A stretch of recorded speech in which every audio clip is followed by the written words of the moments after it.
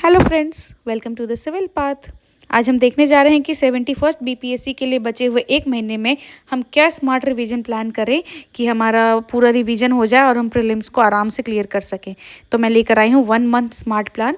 तो मेरे साथ बने रहिए द सिविल पाथ पर। और अगर लेक्चर स्लो लगे तो आप इसको 1.25 की स्पीड पर आगे देखो। चलो। Hello warriors, welcome to the civil path. दोस्तों, 71st बीपीएससी बस अब एक कदम दूर है और ये एक महीना सब कुछ बदल सकता है। इस वीडियो में मैं लेकर आई हूँ एक ऐसी स्ट्रेटेजी जो तुम्हारा फोकस शार्प करेगी और स्कोर नेक्स्ट लेवल पर ले जाएगी। ये है हमारी 1 मंथ स्ट्रेटेजी। देखो, बीपीएससी क्रैक करने के लिए हार्ड वर्क तो ज़रूरी है, लेकिन अब वक्त है स्मार्ट वर्क का। ये 1 मंथ स्ट्रेटेजी तुम्हारे लिए बनाई है मैंने, टॉपिक वाइज, टाइम वाइज और रिजल्ट ओरिएंटेड। तो let's proceed to the plan. देखो दोस्तों, मैं पहले ही बता देती हूँ कि ये जो स्ट्रेटेजी मैं देने जा रही हूँ वो एब्सोल्यूट बिगिनर्स के लिए नहीं है। एब्सोल्यूट बिगिनर्स मतलब वैसे लोग जो ये देखना चाह रहे हैं कि भाई पूरे साल हमने पढ़ाई की नहीं और अब 30 दिनों में हम जाकर सिलेबस कंप्लीट करके एग्ज़ाम क्लियर कर लें। तो ऐसा नहीं हो सकता मेरे भाई। अगर आप ऐसा सोच रहे हो तो गलत है।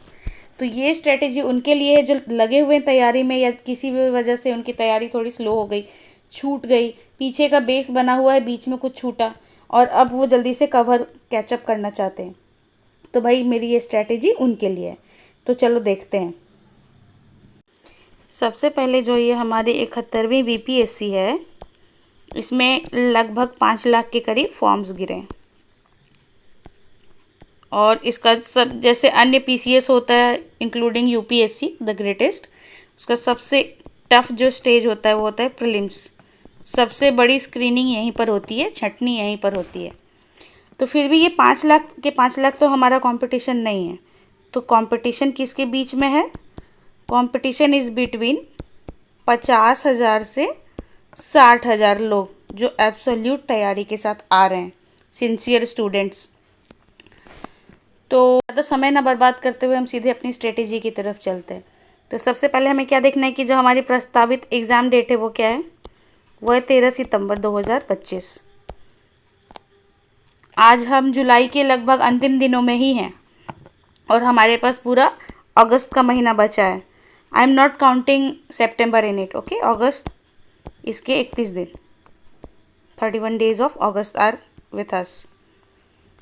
और फिर चलो, एग्ज़ाम का पैटर्न क्या है कि अभी अपने एग्ज़ाम में आ गई है नेगेटिव मार्किंग।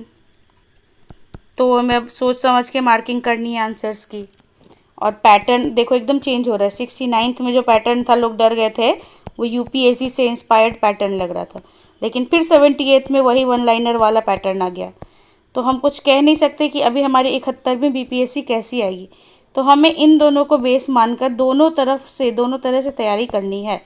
तैयारी तो हमने कर ली है, पर अब उसको सॉलिड एक स्ट्रक्चर देना है, या फिर जिनका बेस क्लियर है उन्हें 1 मंथ की स्ट्रेटेजी अपनानी है कि वो कैसे एग्ज़ाम को क्लियर कर लेंगे। पहले हम एक छोटा सा डिवीज़न कर लेते हैं कि कौन कौन से टॉपिक इम्पॉर्टेंट हैं हमारे एग्ज़ाम के लिए और कितना वेटेज रखते हैं। सबसे बड़ा इम्पॉर्टेंट हिस्सा सब जानते हैं जो है बीपीएससी का, वो हिस्ट्री, जिसमें अराउंड 30 to 35 क्वेश्चंस आते हैं हर साल। और उसमें भी अगर प्राथमिकता दी जाए तो वो क्या है? Modern history. उसके बाद अगला जो इम्पोर्टेंट हिस्सा हो जाता है वो आ जाता है साइंस का। बहुत सारे क्वेश्चन आते हैं इससे। साइंस मतलब 25 से 30 क्वेश्चंस, 25 से 30 क्वेश्चन साइंस के। और इसमें भी जो सबसे प्रायोरिटी वाला हिस्सा आता है बायो, क्योंकि अभी इन्वायरमेंट को भी इंक्लूड कर दिया जा रहा है साइंस में, बहुत क्वेश्चंस आ रहे हैं उससे। फिर तीसरा एकदम इम्पॉर्टेंट हिस्सा आ जाता है बिहार स्पेशल। बिहार स्पेशल में लगभग आपके 15 से 20 क्वेश्चन रहते हैं, है ना, बिहार से जुड़ा सब कुछ। और उसके बाद और बहुत ही बड़ा जो एक हिस्सा कैरी करता है क्वेश्चन पेपर का, वो आ जाता है करंट अफेयर। यहाँ भी बहुत लगभग 30 से 35 क्वेश्चंस आते हैं करंट अफेयर से, be it Bihar current affair, be it Indian current affair और इंटरनेशनल करंट अफेयर। और फिर कुछ बचे खुचे जो हिस्से हैं जैसे कि पॉलिटी, ये भी अच्छा खासा वेटेज रखता है, 10 से 15 क्वेश्चंस आते हैं इससे। और इकोनॉमिक्स फ्लक्चुएट करता रहता है, तो एवरेज हम मान के चलते हैं 8 से 15 क्वेश्चंस। इसी बीच में आते हैं। और बच गया एक हिस्सा हमारा मैथ्स, जो हर साल फिक्स है कि जिससे 10 क्वेश्चन आएंगे। जिसका अच्छा कमांड है, मैथ्स एनालिटिकल रख लो या फिर लॉजिकल रख लो, रीजनिंग्स और अरिथमेटिक, हर तरह के क्वेश्चन इसी में इंक्लूड कर लो। तो अगर अच्छा कमांड है तो ये 10 क्वेश्चन कहीं नहीं छूटते उनके, और 10 नंबर तो पक्का है। तो हम अपनी स्ट्रेटेजी को पहले एक फॉर्मेशन, एक रूप दे देते हैं, फाउंडेशन। उसके बाद हम टॉपिक वाइज देखेंगे कि किस सब्जेक्ट से कितना हमें किस पर ध्यान देना है। तो अगर हम 3 पार्ट में अपनी स्ट्रेटेजी को डिवाइड करें रिवीजन के लिए, अपनी रिवीजन स्ट्रेटेजी को अगर हम 3 हिस्सों में डिवाइड करें, तो एक हिस्सा हम रख सकते हैं रिवीजन, मतलब एकदम कोर्स के रिवीजन का। दूसरा हम रखेंगे प्रैक्टिस, रिवीजन के बाद प्रैक्टिस भी चाहिए। और तीसरा हम रखेंगे बहुत ही इम्पोर्टेंट हिस्सा, अलग से इसको मैं रख रही हूँ, वो है करंट अफेयर। तो ये रिवीजन और प्रैक्टिस चलेगी पुराने मटेरियल्स की जो हम ऑलरेडी पढ़ चुके हैं, और करंट अफेयर हो गया हमारा कंटेम्प्रेरी चीज़। तो चलो रिवीजन में हम आगे देखेंगे कि हमें रिवाइज कैसे करना है अपने कोर्स को, टॉपिक वाइज ईच सब्जेक्ट का रिवीजन करना है। ईच सब्जेक्ट का, हर सब्जेक्ट का रिवीजन करना है। फिर क्या है कि प्रैक्टिस किसकी करनी है, सबसे पहले लास्ट 10 ईयर्स के आप PYQ डाउनलोड करो, या फिर किताबें आती है ना अरिहंत वगैरह की PYQ वाली, उसको उठाओ। प्लस जो टेस्ट सीरीज आप लगाते आ रहे हो, वो नहीं लगा रहे हो तो कम से कम अभी अगले 1 महीने के अंदर 10 से 15 टेस्ट सीरीज लगाओ, उससे ज़्यादा नहीं। और या फिर सेट्स, प्रैक्टिस सेट्स। और ये चीज़ आपको कितनी देर करनी है अगले 1 महीने के अंदर, 2 आवर्स पर डे, क्योंकि हमारा एग्ज़ाम 2 घंटे का है। और करंट अफेयर को बहुत बड़ा वेटेज है, तो इसका मैं सोर्स जो क्रिस्प है, जो इसमें बहुत सारे क्वेश्चन बन जाते हैं, मैं बता रही हूँ कि एक ईयरली उठा लो, जैसे घटना चक्र का GC, घटना चक्र का एक दृष्टि करके आता है ना, दृष्टि,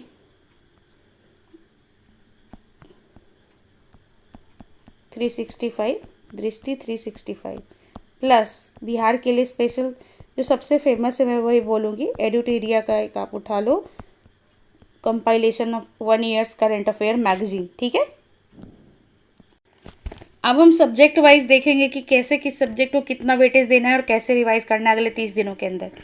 सबसे पहले मैं एक चीज़ और बोलूँगी, सब कुछ करने के साथ एक काम ये करना है कि बिहार के एकदम ब्लैंक जो मैप्स आते हैं, या तो उसमें डिस्ट्रिक्ट्स डिवाइड किए हुए हों विदाउट नेम, या फिर पूरा ही ब्लैंक में मैप्स, 30-35 इसके प्रिंट आउट्स निकाल लो।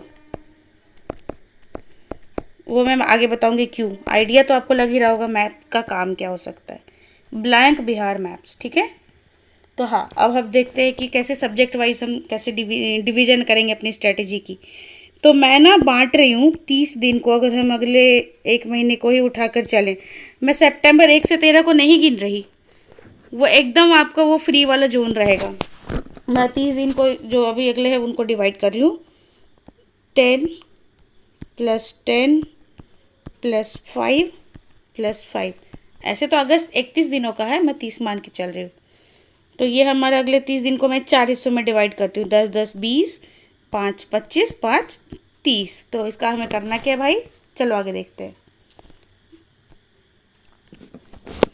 फर्स्ट स्लॉट जो फर्स्ट डिवीजन है हमारा 10 डेज का, इसको मैं मान के चल रही हूँ, यदि आप वर्किंग हो या फिर आप घर पे रह के तैयारी कर रहे हो, हॉस्टल में रह के तैयारी कर रहे हो, मतलब आपके पास समय है, या फिर आप जॉब करते हो, सबको मैं एक ही फ्रेम में रख के चल रही हूँ।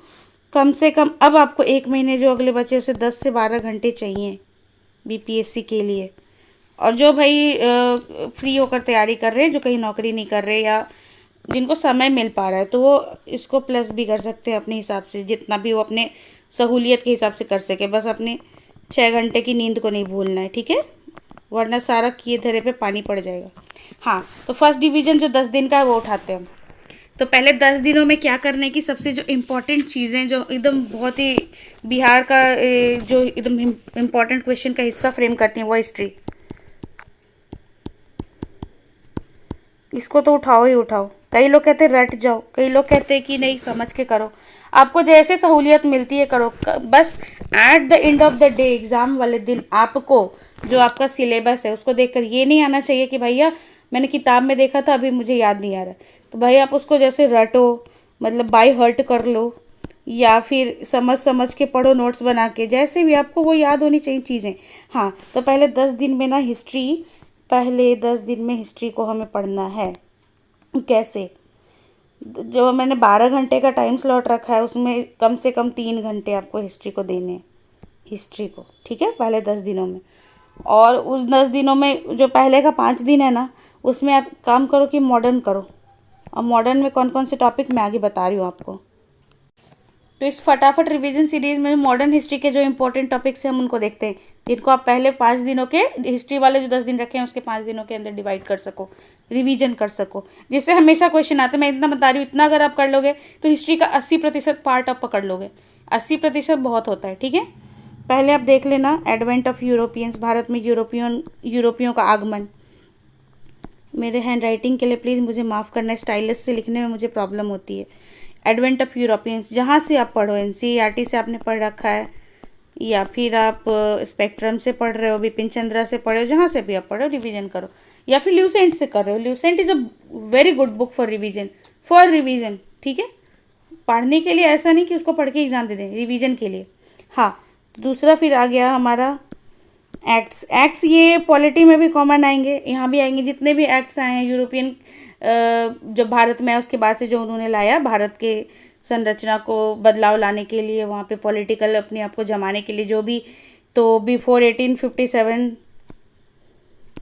और फिर आफ्टर 1857 जो भी बदलाव हुए, दोनों तरफ के जो जितने एक्ट्स हैं सब भी याद करना है। चार्ट पेपर उठाओ, चार्ट पेपर नहीं सॉरी, A4 साइज़ पेपर उठाओ, है ना, एक A4 साइज पेपर उठाओ और उसमें छोटे छोटे कॉलम करके सारे एक्ट्स का शॉर्ट नोट बना लो, ज़्यादा है नहीं, और सबके जो मेन मेन पॉइंट्स हैं उनको लिख लो। ये रिवीजन के लिए मतलब बहुत भयंकर स्ट्रेटजी है, ये मुझे बहुत काम आती है। लक्ष्मीकांत से मैं हमेशा ऐसा करके मैंने रखा हुआ एक चार्ट पेपर में बनाकर, सॉरी A4 साइज पेपर में, जिससे मैं रिवीजन कर पाती हूँ हमेशा, तो क्वेश्चन कभी नहीं छूटते, ठीक है। तो ये एक्ट्स देख लेना। उसके बाद अगला क्या था, हाँ देखो, ये स्टेट पीसीएस का इम्पॉर्टेंट पार्ट है, चाहे जेपीएससी दो, बीपीएससी दो, यूपी पीसीएस तो कोई भी स्टेट पीसीएस दो। वहाँ पे क्या है कि मध्यकालीन मॉडर्न इंडिया के समय जो भी ट्राइबल या फिर पीजेंट अपराइजिंग्स हुई थी, आंदोलन हुए थे, उनको देख लेना। ल्यूसेंट में बहुत अच्छे से शॉर्ट फॉर्म में दे रखा है, वहाँ देख लोगे तो समय भी बचेगा। तो जो भी जनजाति और किसान विद्रोह हुए थे वो आपको देख लेना, आंदोलन जो आए थे। बिहार में सहजानंद सरस्वती से क्वेश्चन हमेशा आता है, वो जो किसान आंदोलन वाला, आप जरूर देखना उसको, प्रीवियस ईयर क्वेश्चंस में आपको दिख जाएगा। उसके बाद अगला मॉडर्न के लिए इम्पोर्टेंट टॉपिक हो जाता है सोशियो रिलीजियस रिफॉर्म्स। देखो एग्ज़ाम बहुत इम्पॉर्टेंट है, बड़ा है, तो रिवीजन का स्पीड आपको बढ़ाकर ही रखना पड़ेगा। ये नहीं सोचना कि इतने कम समय में कैसे कर पाऊँगा। तो आप पहले भी पढ़ चुके हो, अपने आप पे कॉन्फिडेंस रखो कि भाई मैंने कई बार पढ़ा है, भले ही बीच में पढ़ाई मेरी छूटी या जो भी कारण रहा, बट मुझे समझ में आ जाएगी। फिर अगला मॉडर्न के लिए इम्पोर्टेंट है 1857 का विद्रोह, इसको बढ़िया से देख लेना। वही है कि अभी आपके पास समय नहीं है कि आप एकदम नए से सिरे से शुरू करके पढ़ सको, तो एक ऐसा बुक जो एकदम क्रिस्प रिवीजन दे दे आपको हर चीज़ का, वो है ल्यूसेंट, जादुई किताब है वो। और अगर आपने पढ़ाई कर रखी है नोट्स बना के या मार्किंग करके एनसीईआरटी या फिर बिपिन चंद्रा वगैरह में, तो भाई तो सोने पे सुहागा है। नहीं तो ल्यूसेंट को ज़रूर पकड़ लेना रिवीजन के लिए। उसके बाद बहुत बड़ा important part, Indian national freedom struggle, भारतीय स्वतंत्रता संग्राम का जो लड़ाई हुई थी, इंडियन नेशनल फ्रीडम स्ट्रगल, इसमें कुछ भी नहीं छूटना है, देखते रहना है। फिर एक और से क्वेश्चन एक या दो आते ही आते हैं, वो है गवर्नर जनरल और जो वाइसरायज थे, गवर्नर जनरल और वाइसरायज, और उनके द्वारा जो किया गया काम था, वाइसरायज और गवर्नर जनरल के द्वारा किए हुए काम को देख लेना है। उसके बाद एक और बहुत ही, इससे तो क्वेश्चन हर साल आता है, चाहे वो बीपीएससी हो, जेपीएससी हो, कोई भी एग्ज़ाम हो, वह कांग्रेस सेशंस, एक या दो क्वेश्चन तो आते ही आते। तो एकदम शुरू कर देना है 1885 से लेकर जितने भी इम्पोर्टेंट 1947 तक के कांग्रेस सेशंस रहे हैं सबको देख जाना। कब सूरत स्प्लिट हुआ, कब वंदे मातरम को गाया गया, कब रावी के किनारे झंडा फहराया गया, कब ये स्वराज का ललकार लाया गया, जो भी था आप सब देख लेना। और मैं धीरे धीरे लेक्चर्स भी ले आऊँगी 1 महीने के अंदर बहुत सारे शॉर्ट रिवीजन के लिए, ठीक है। और फिर देख लेना आपको विभिन्न संस्थाएं और संगठन आज़ादी के समय जो बने थे, विभिन्न इम्पोर्टेंट जो प्रासंगिक थे संस्थाएं और संगठन। और क्या देख रहे हैं लास्ट हमारा मॉडर्न हिस्ट्री में उसे क्वेश्चंस आते हैं 10 जो टॉपिक उठाए हमने। इम्पोर्टेंट बुक्स, अखबार, न्यूज़पेपर्स, पत्र पत्रिकाएं, मैगजीन्स, ये सब जो उस समय के इम्पोर्टेंट हैं उसको देख लेना। इसको तो एकदम आप ना ये बिपिन चंद्रा में तो करके रखा, बिपिन चंद्रा नहीं, स्पेक्ट्रम में पेजेस में अलग से बना के दिया हुआ है बुक्स वगैरह के बारे में। और अगर नहीं हो सके तो ल्यूसेंट में देख लेना, ठीक है। तो ये था 1 से 10 अगस्त का जो हमने प्लान रखा था, उसके 1 से 5 अगस्त के बीच में इतना आपको रिवीजन कर लेना है हिस्ट्री का। पर डे 3 आवर्स, हमारे 12 घंटे में से 3 घंटा निकल गया ये। अब क्या है कि उसके बाद जो सेकंड मोस्ट रिलेवेंट टॉपिक आती है हिस्ट्री में वो है हमारी एंशिएंट हिस्ट्री, उससे भी क्वेश्चंस आते हैं। तो एंशिएंट हिस्ट्री में क्या क्या इंपॉर्टेंट टॉपिक है चलो देखें। इसको आपको क्या करना है कि अगले 5 दिन देने के बाद अगले 2 से 3 दिन आप इसको दे दो, 2 to 3 डेज, वही 10 दिनों के हमारे पहले स्लॉट के तारीख 6 से लेकर 8 तक आप इसको दे सकते हो। 6 से 8 अगस्त तक पर डे 3 आवर आप इसको पढ़ो एंशिएंट को। इसमें सबसे पहले इंपॉर्टेंट है इंडस वैली सिविलाइजेशन, जिसको हड़प्पा सिविलाइजेशन भी कहते हैं। इसको पूरा देख लेना। उस समय क्या क्या इम्पोर्टेंट था, कौन कौन से शहर रेलेवेंट थे, कहाँ किस चीज़ की प्राप्ति हुई थी, मोहनजोदड़ो को मोहनजोदड़ो क्यों बोलते हैं, दयाराम साहनी ने क्या ढूंढा था, राखाल दास बनर्जी ने क्या ढूंढा था, सब आप देख लेना। क्या उस समय आयरन का उपयोग होता था या नहीं, घोड़े थे या नहीं, सब देख लेना। फिर दूसरा इंपॉर्टेंट आ जाता है वैदिक एरा, वैदिक काल उस समय, और पोस्ट वैदिक एरा, मतलब वैदिक भी और पोस्ट वैदिक भी, उत्तर वैदिक, जितने भी 3 तरह के पार्ट में वैदिक काल को डिवाइड किया गया आप देख लेना। उसके बाद इम्पोर्टेंट आ जाता है बिहार से भी इसका संपर्क मतलब जुड़ा हुआ है Mauryan era, Mauryan plus post Mauryan, मौर्यकालीन और मौर्योत्तर एरा भी, ठीक है। और फिर अगला आ गया एंशिएंट में गुप्ता, सबसे समृद्ध, वन ऑफ द वेल्दीएस्ट जो था, गुप्ता प्लस पोस्ट गुप्ता। इस सब के लिए अलग से अब आपको समय है नहीं, ल्यूसेंट ही देखते चले जाना। और थोड़ा सा अगर आपको मन करे, इंपॉर्टेंट उतना है नहीं बट कभी कभी क्वेश्चन आ जाता है, वो साउथ का हो गया संगम, संगम एरा, उसकी लिटरेचर जैसे तोलकप्पियम वगैरह से क्वेश्चन आ जाता है, तोलकप्पियार। तो अब जो हमारा लास्ट पार्ट हिस्ट्री स्लॉट का, जो पहले हमने 1 से 10 अगस्त तक के लिए रखा था, उसके लास्ट के 2 दिन यानी 9 और 10 अगस्त, वो है हमारा मिडाइवल हिस्ट्री यानी मध्यकालीन भारत। उतना इम्पोर्टेंट तो है नहीं पर फिर भी 1 या 2 क्वेश्चन आते हैं, और अगर वो पकड़ में आ गए तो आपको फ़ायदा ही है, बहुत फ़ायदा है।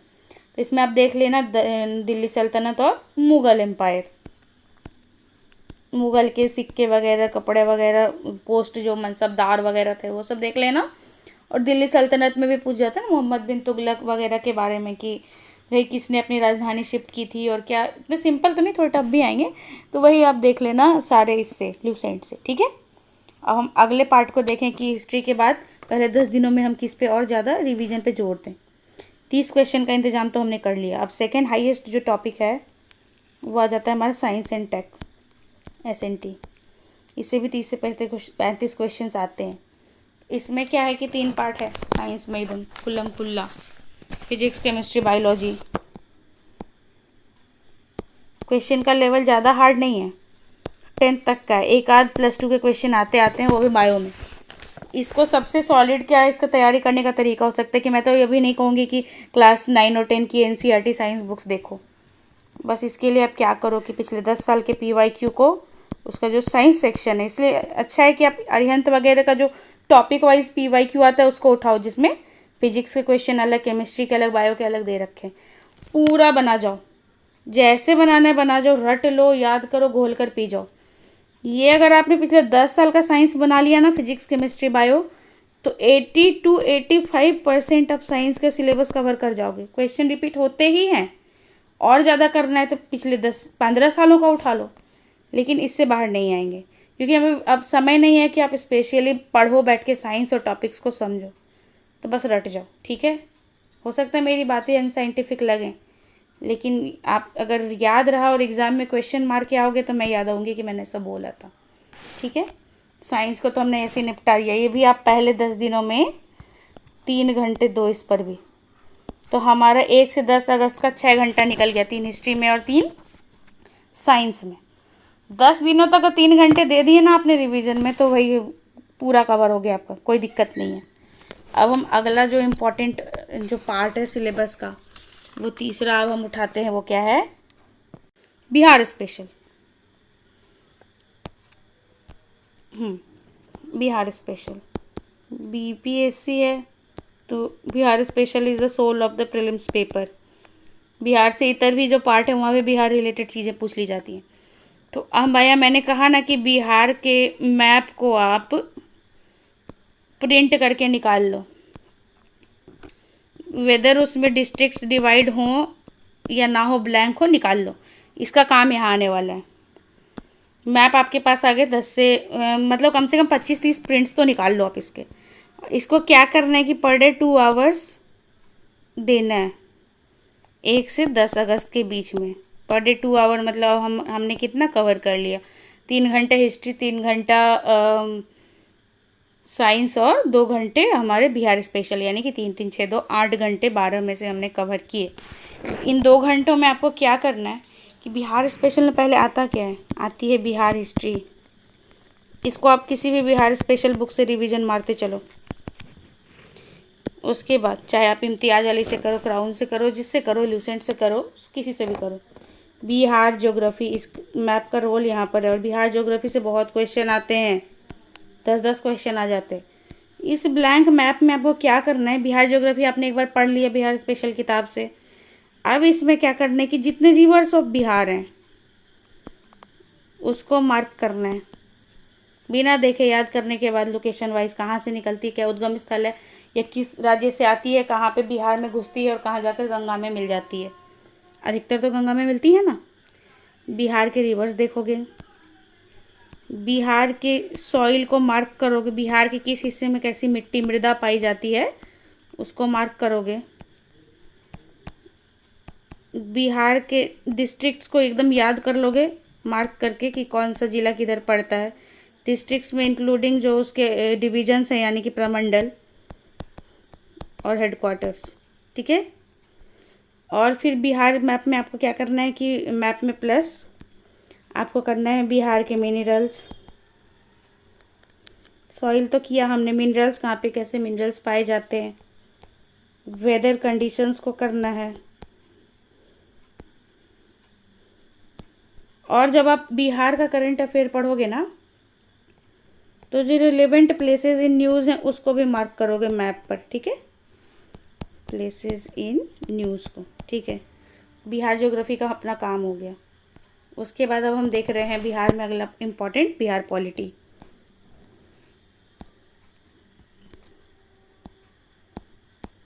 बिहार पॉलिटी, बिहार पॉलिटी भी आप पढ़ लेना बिहार स्पेशल किताब से। मैं इम्तियाज़ अली रिकमेंड करूँगी, काफ़ी अच्छी किताब है। हो सकता है कहीं पे डाटा वगैरह का प्रॉब्लम हो, तो इसके साथ आप क्राउन को कॉम्प्लीमेंट कर लेना, ठीक है, सप्लीमेंट कर लेना। फिर एक बहुत ही इम्पोर्टेंट पार्ट आ गया जो आता है हमेशा बिहार के लिए इम्पोर्टेंट, बिहार सेंसस, जनगणना। अभी तो 2011 के बाद हुई नहीं है कंप्लीट, तो 2011 के डाटा को ही देखना है। तो आपको बहुत जगह मिल जाएगा PDF वाइज फॉर्मेट में भी, या फिर यूट्यूब पे एक्सप्लेन्ड वीडियो बिहार सेंसस की। आप बोलोगे तो मैं खुद बिहार सेंसस का एक डिटेल्ड एक्सप्लेन्ड वीडियो ले आऊँगी, मैं डाल दूँगी एग्ज़ाम से पहले, अगस्त के पहले हफ्तों में ही, बिहार जनगणना से। उसके बाद आगे अगला बिहार करंट अफेयर। इसके लिए आपको क्या करना है ना, एडिटोरिया की मैगज़ीन बहुत अच्छी होती है, इसी का आप उठा लेना पूरा कंपाइलेशन 1 साल का, और इसको याद कर लेना, रिवीजन कर लेना। अब आ गया एक और चीज़ जिससे क्वेश्चन पिछले बार भी BPSC में बहुत आए थे, वो आगे बिहार इकोनॉमिक सर्वे और बजट, इसका तो मैं वीडियो पक्का लाऊंगी। बिहार इकोनॉमिक सर्वे और बिहार बजट जो इस साल का है, पूरा उसको एक्सप्लेन करते हुए मैं वीडियो लाऊंगी, ठीक है। इसको पूरा याद कर लेना, इससे तो क्वेश्चन आते ही आते हैं, VVI। तो ये हमने 1 से 10 अगस्त के बीच में बिहार स्पेशल को भी रिवाइज कर लिया, 2-2 घंटे पर डे, और हमारा 8 घंटे का स्लॉट हो गया 12 घंटे में से। अब अगला इम्पोर्टेंट क्या रहेगा हमारे लिए पढ़ने के लिए, तो ज्योग्राफी हो गया, बिहार स्पेशल हो गया, इंडियन ज्योग्राफी हमने नहीं किया और इससे भी क्वेश्चन आते हैं। तो चलो देखते हैं, इंडियन ज्योग्राफी या इंडियन पॉलिटी, पहले इंडियन पॉलिटी करते हैं। इंडियन पॉलिटी,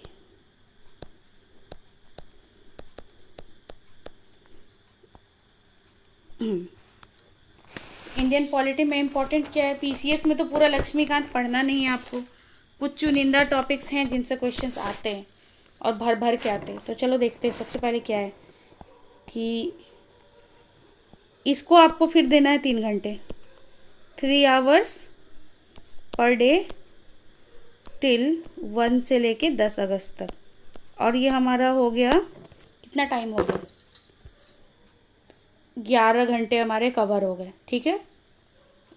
11 घंटे कवर हो गए, 12 का हमने रखा था ना टारगेट। तो ये 3 घंटे अब दे दोगे, इसमें क्या पढ़ोगे इंडियन पॉलिटी में। पहले सबसे पहले इंडियन कॉन्स्टिट्यूशन, संविधान और इनके सोर्स, क्वेश्चन आता ही आता है कि DPSP कहाँ से लिया गया, फंडामेंटल राइट का आइडिया कहाँ से लिया गया है।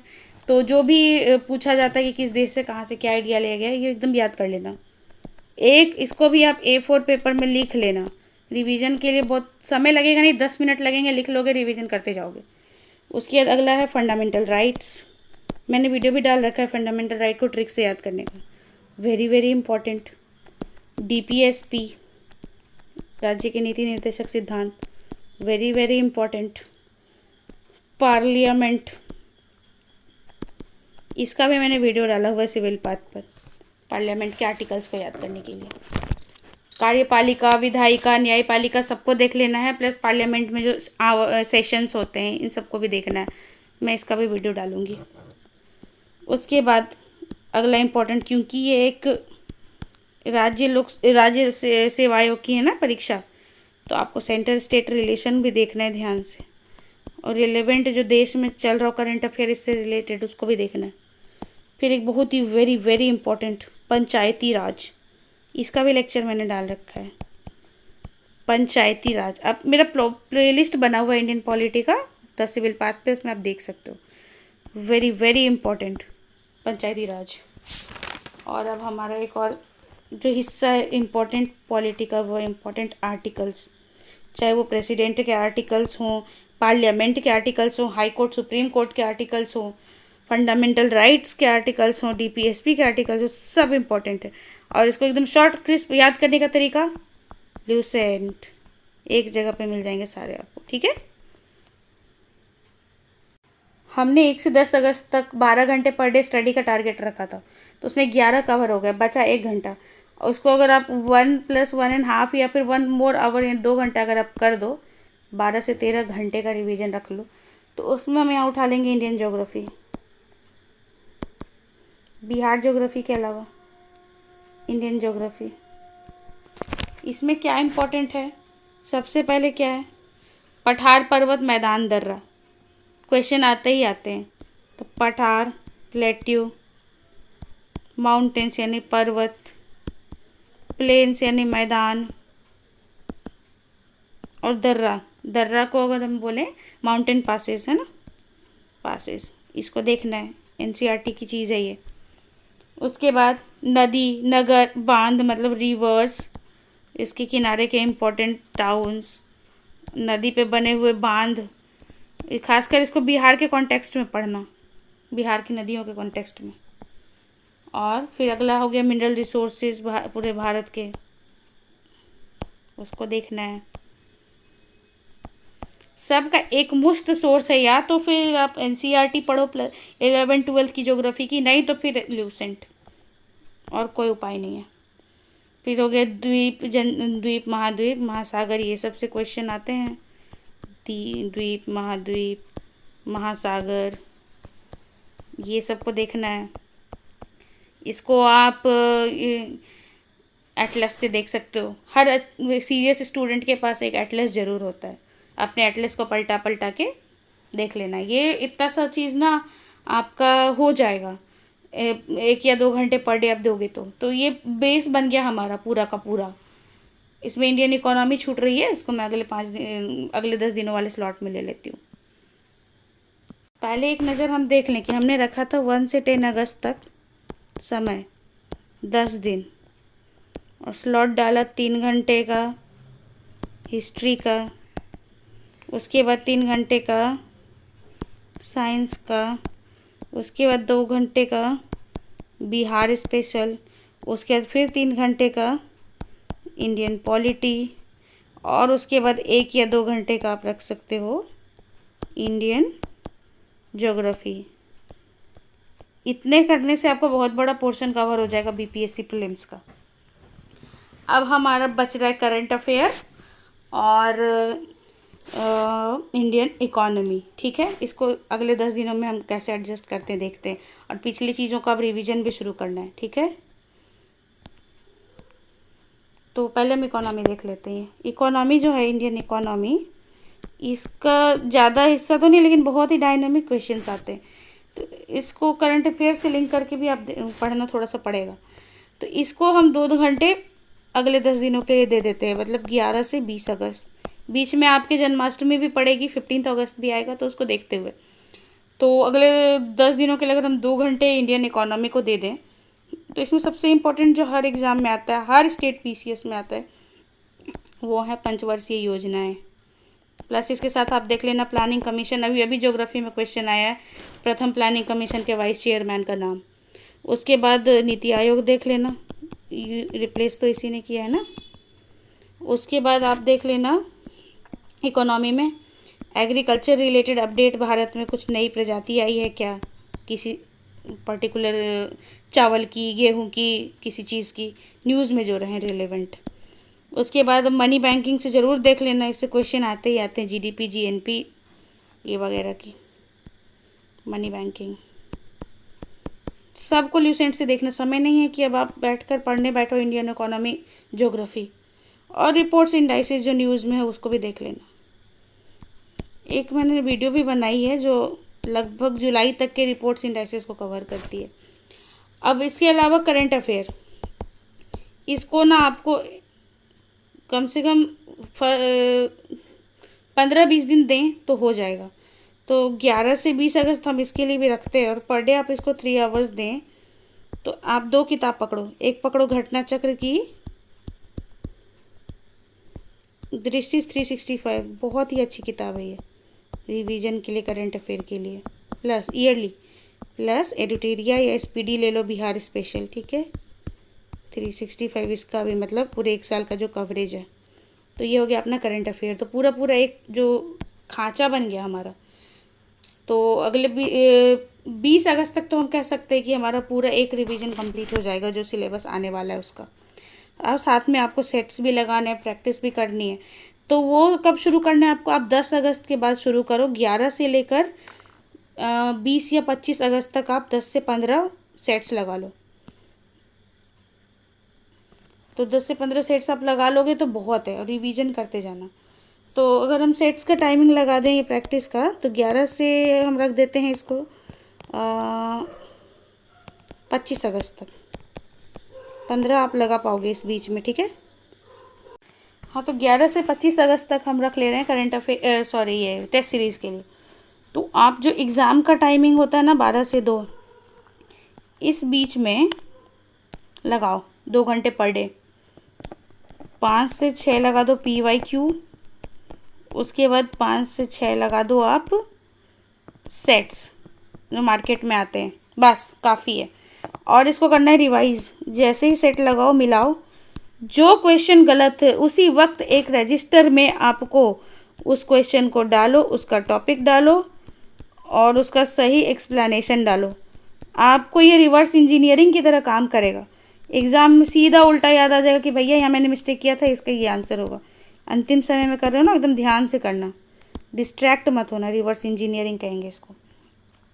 तो हो गया। अब हम क्या कह रहे हैं कि एक बार एक नज़र देख लें कि हमने 1 से 10 अगस्त रखा था 10 दिन का टाइम, फिर 11 से 20 अगस्त रखा अगले 10 दिन, फिर 21 से 25 अगस्त रखा अगले 5 दिन, और 26 से 31 अगस्त रखा अगले 5 दिन। इसमें हो गया पहला बेस पड़ गया हमारा। जो भी आप रिवाइज नहीं कर पाए, जो नहीं कर पाए पूरे पहले 10 दिन में आप कर लो। इसमें कुछ छूटे हुए सब्जेक्ट का बेस प्लस हमें क्या करना है कि अब हम 12 से 13 घंटा जो रखा था, अगर संभव है तो उसको थोड़ा सा बढ़ा दो। क्या कर सकते हो, इतना इंपॉर्टेंट एग्जाम में टाइम तो देना पड़ेगा ना। लोग 17-18 घंटे की हाइट छू देते हैं, बस 6 घंटे का अपना स्लीपिंग टाइम मत ख़राब करना। तो इसमें अगले 11 से 20 में जो पढ़ने वाली चीज़ें पढ़ो, उसके अलावा टेस्ट लगाओ, उसके अलावा रिवीजन के 2-2 घंटे रखने शुरू करो। उसी तरह प्रायोरिटी वाइज, जैसे आपने पहले हिस्ट्री पढ़ी थी, हिस्ट्री के बाद हिस्ट्री में जैसे मॉडर्न पढ़ी, फिर एंशियंट पढ़ी, फिर मिडाइवल पढ़ी, फिर हिस्ट्री के बाद पढ़े आपने साइंस, साइंस के बाद आपने पढ़ा पॉलिटी, जैसे भी हमने पीछे किया उसी तरीके से 2-2 घंटे आप शुरू कर दो अब रिवीजन।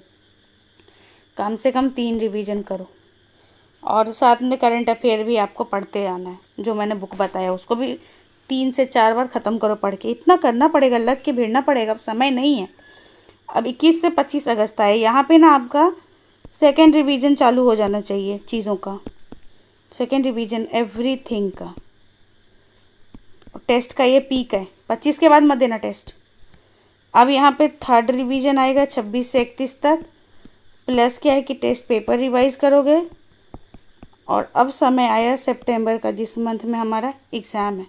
इतना कर लिया ना अगर आपने ह्यूमन कैपेसिटी के अंदर, तो आपको बहुत चांस बन जाएगा कि आपको कोई रोक नहीं सकता फिर एग्ज़ाम क्लियर करने से।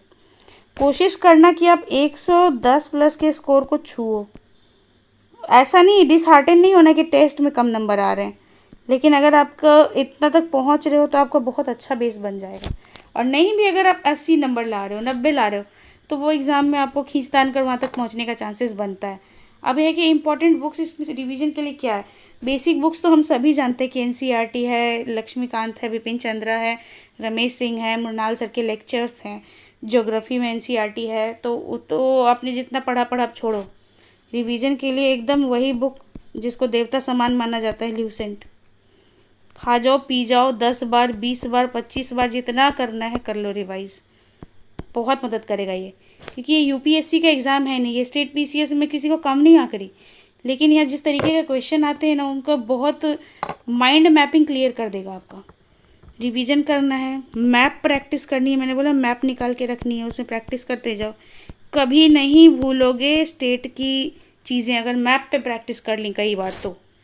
उसके बाद हाँ, अब हम सितंबर में प्रवेश कर गए। सितंबर में अगर हम आ गए तो हमने जितना रिवाइज़ किया। अब क्या है कि 1 से 13 को तो आपको एग्ज़ाम है, यहाँ उल्टा चलते हैं, ठीक है। 12 को मान लिया कि आप पहुँच गए उस शहर में जहाँ आपका एग्ज़ाम है। कुछ लोग 13 को सुबह भी निकल सकते हैं जिनका एकदम नज़दीक सेंटर पड़ा हो, बिहार की लड़कियाँ जैसे। तो मान लो आप 12 को पहुँच गए, तो 11 और 12 हम गिन लेते हैं जर्नी में, नो रिवीजन नो पढ़ाई। अब बचा आपका 1 से 10 सितंबर, ठीक है, ये तो आपके पास है। फुल ऑन रिवीजन करते रहो। अब क्या है ना कि सब प्रायोरिटी डाल दो कि किस पे ज़्यादा फोकस करूँ।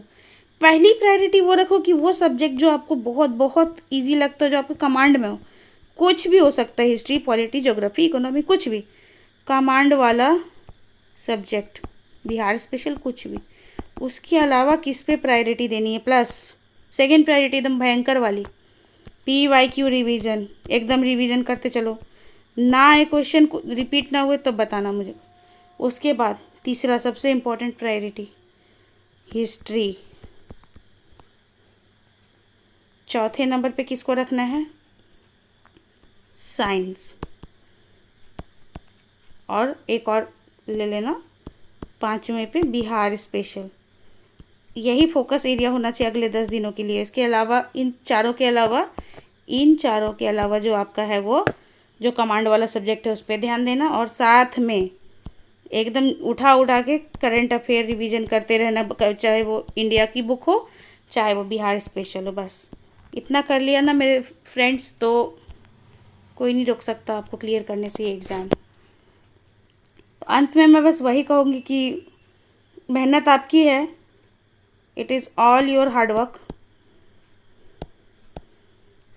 और जो ऊपर यूनिवर्स कह लो, ईश्वर कह लो, ऊपर जो भी शक्ति में आप बिलीव करते हो, नहीं करते हो तो अलग बात है, अगर आप बिलीव करते हो तो मैं कहूँगी ऊपर बैठा हुआ एक न्यायाधीश, जज, आपकी शीट लेकर उसको देखना है कि जो रिक्वायर्ड अमाउंट ऑफ मेहनत होती है किसी भी एग्ज़ाम के लिए, जो डिमांड है, रिक्वायर्ड अमाउंट ऑफ मेहनत आपने उतनी की। अगर आपने उतनी की, अपने हिस्से का थ्रेशोल्ड कंप्लीट कर लिया मेहनत का, तो वो जो शक्ति ऊपर बैठी है वो अन्याय नहीं करती है। मैं मेहनत करने वालों की बात कर रही हूँ कि अगर आपने उतनी मेहनत कर ली, पढ़ाई में जी तोड़, तो वो फल देता है। ये जो 99% हार्डवर्क प्लस जो 1% लक है, यही न्यायाधीश देता है। ये मिल गया ना आपको, तो ये 99% को यूं ही उड़ा के ले जाएगा आप अपने साथ और 100 बना देगा, और कोई नहीं रोक सकता आपको सफल होने से। तो all the best my warriors. ये रिवीजन प्लान को दिमाग से समझ सको तो समझ के थोड़ा फॉलो करो, अपने हिसाब से मॉडिफाई भी करो। 6 घंटे की स्लीप लो, खूब पानी पियो, पानी पीना नहीं छोड़ना है, रिवीजन करते रहो, मस्त रहो, खुश रहो। और चलो मिलते हैं 13 सितंबर के बाद, हम डिस्कस करेंगे हमारा पेपर कैसा रहा, क्या रहा। मैं इंपॉर्टेंट सारी चीज़ें बीच बीच में डालती रहूँगी, चाहे वो बिहार सेंसस हो, बिहार करंट अफेयर हो, जो भी इंपॉर्टेंट टॉपिक है बीपीएससी रिलेटेड, मैं समय निकाल कर डालती रहूँगी। तो द सिविल पाथ में मेरे साथ यहाँ तक रहने के लिए बहुत बहुत thank you. Please like, share and subscribe to my channel. Thank you so much.